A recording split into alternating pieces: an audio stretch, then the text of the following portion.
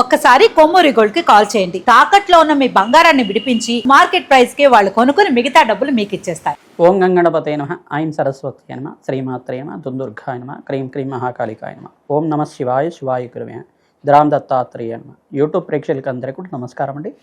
నేను పాలపర్తి గురునాథ్ శర్మ, జ్యోతిష్యం వాస్తు సిద్ధాంతిని. మీకంతా కూడా గోచారిత్య గ్రహాల యొక్క స్థితిగతి కలీక వాటి ప్రభావం అంతా కూడా మేషాది ద్వాదశ రాశుల వాళ్ళకంతా కూడా ఎటువంటి గ్రహ గోచారంలో గ్రహస్థితి అంతా కూడా యోగకరంగా ఉందా, ఏ గ్రహాలకంతా కూడా శాంతి పూజలు ఆచిస్తే కనుక జీవితంలో మార్పులు జరుగుతాయి, ఆర్థికంగా ఆకస్మికంగా ధనయోగ ప్రాప్తి కలగాలన్నా, వ్యాపారంలో అభివృద్ధి కలగాలన్నా ఏ గ్రహాలంతా కూడా కారకత్వం అవుతున్నాయి విశ్లేషణ చేయడం జరుగుతుంది. ప్రధానంగా చూసుకుంటే ఈ రోజున మనం చూసుకోబోయే గోచార రీత్యా గ్రహస్థితి అంతా కూడా ఈ రకంగా ఉంది. ఈ యొక్క వార ఫలితాల్లో భాగంగా ఏప్రిల్ నెలలో అంతా కూడా 12వ తారీఖు నుంచి 18వ తారీఖు దాకా వార ఫలితాలంతా కూడా విశ్లేషణ చేస్తున్నాం. ప్రధానంగా చూసుకుంటే గోచారిత్య గ్రహస్థితి ఈ రకంగా ఉంది. కుంభరాశిలో రాహువు సంచారం మరియు మీనరాశిలో అంతా కూడా రవి భగవానుడు ప్రధానంగా చూసుకుంటే 14వ తారీఖు తర్వాత మేషరాశిలో ఉచ్చస్థానంలో సంచారం చేయడం, మరియు ఇక్కడ ఈ యొక్క మీనరాశిలో రాహు ప్రధానంగా శనీశ్వరుడు, అంగారకుడు, బుధ భగవానుడు, సూర్య భగవానుడు అంతా కూడా సంచారం జరుగుతుంది. శుక్రుడంతా కూడా ఈ యొక్క వార మధ్యలో అంతా కూడా చూసుకుంటే 13వ తారీఖు తర్వాత ఈ యొక్క వృషభ రాశిలో సంచారం చేయడం జరుగుతుంది. ప్రధానంగా చూసుకుంటే ఈ గ్రహస్థితి ఈ రకంగా ఉంది. బృహస్పతి అంతా కూడా మిథున రాశిలో సంచారం చేయడం, మరియు ఈ యొక్క కేతు యొక్క సంచారం అంతా కూడా సింహరాశిలో సంచారం జరుగుతుంది. కాలసర్పదోషంలో ఈ యొక్క గ్రహస్థితి అంతా కూడా కాలసర్ప స్తంభంలో అంతా కూడా ఉంది.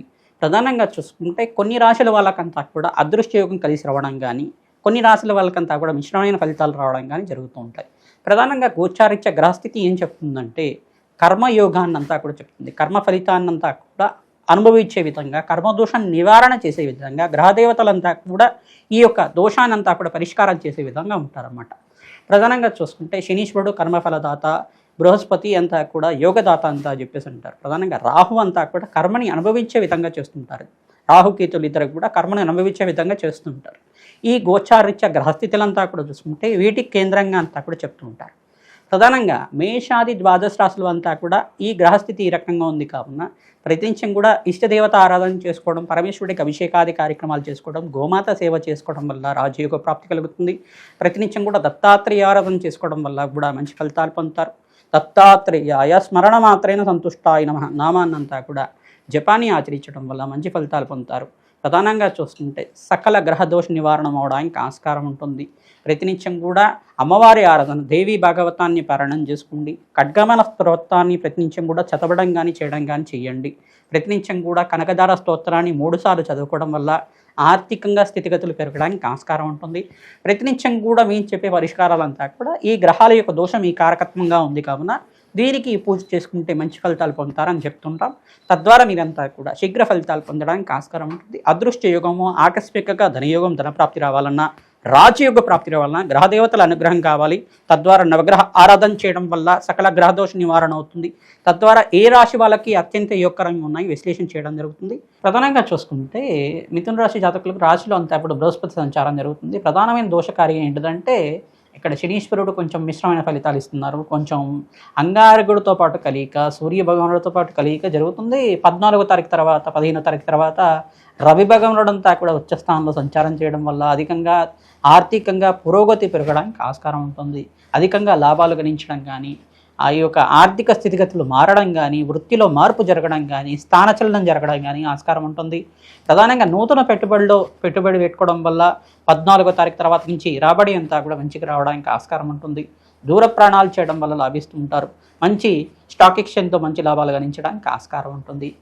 ధాన్యాది సమృద్ధి పెరగడానికి సూర్య భగవానుడి అనుగ్రహం వల్ల మిథున రాశి జాతకులకి యోగకరంగా మారుతుంది. ఈ యొక్క గవర్నమెంట్ కాంట్రాక్ట్స్ రావడం కానీ, గవర్నమెంట్ కాంట్రాక్ట్స్లో మీకంతా కూడా మంచి అవకాశాలు దించడం కానీ, మంచి గవర్నమెంట్ జాబ్స్ కోసం కాంపిటేటివ్ ఎగ్జామ్స్ రాసే వాళ్ళకు కూడా మంచి ఉత్తీర్ణత పొందడం కానీ జరుగుతూ ఉంటుంది.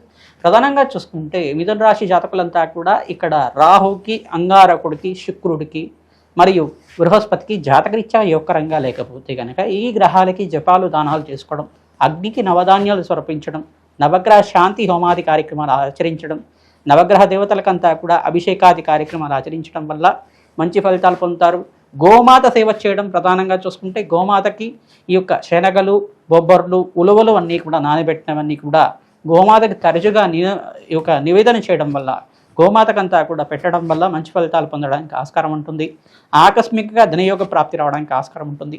శనీశ్వరుడి యొక్క దోషకారిగా ఉన్నాడు కావున శని భగవానుడు ప్రీతికరంగా మరియు అంగారకుడు ప్రీతికరంగా కలయిక జరుగుతుంది కావున సుబ్రహ్మణ్య శాంతి హోమాది కార్యక్రమాలు ఆచరించడం, సుబ్రహ్మణ్య స్వామి వారికి ప్రీతికరంగా దానిమ్మ పళ్ళని నివేదన చేయడం వల్ల కూడా ఆర్థికంగా స్థితిగతులు పెరగడానికి, అప్పుల బాధల నుంచి బయటపడడానికి ఆస్కారం ఉంటుంది. రుణ బాధల నుంచి విముక్తి కలగడానికి ఆస్కారం ఉంటుంది. ప్రతినిత్యం కూడా అమ్మవారి ఆరాధన చేయండి. రావి చెట్టు, వేప చెట్టు ఉన్న ప్రాంతం దగ్గర ఆవరణతో దీపారాధన చేసి ఖడ్గమాల స్తోత్రాన్ని పఠనం చేసుకోవడం వల్ల కార్యసిద్ధి, కార్యజయం కలగడానికి ఆస్కారం ఉంటుంది. శ్రీమాత్రే నమః. దత్తాత్రేయ.